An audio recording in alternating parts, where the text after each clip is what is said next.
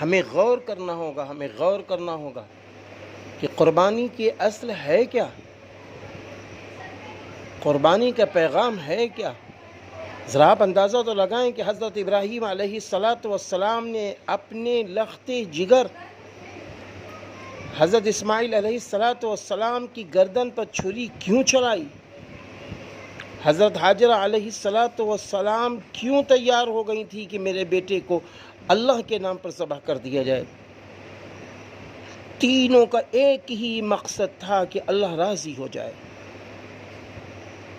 اللہ کی رضا کے لیے۔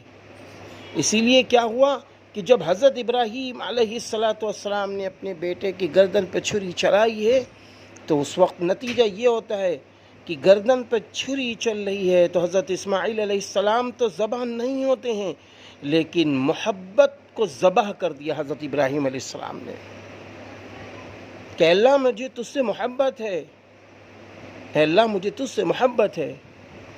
حضرت ابراہیم علیہ السلام نے اپنی محبت کو ذبح کر دیا۔ آج قربانی کے ذریعے سے صرف یہ چاہا جا رہا ہے کہ جب جانور کی گردن پر چھری چلائی جائے تو اس وقت ہمارے دل میں یہ ہو کہ اللہ مجھے تجھ سے محبت ہے، اے میرے محبوب نبی رحمت للعالمین صلی اللہ علیہ وسلم، آپ سے مجھے محبت ہے۔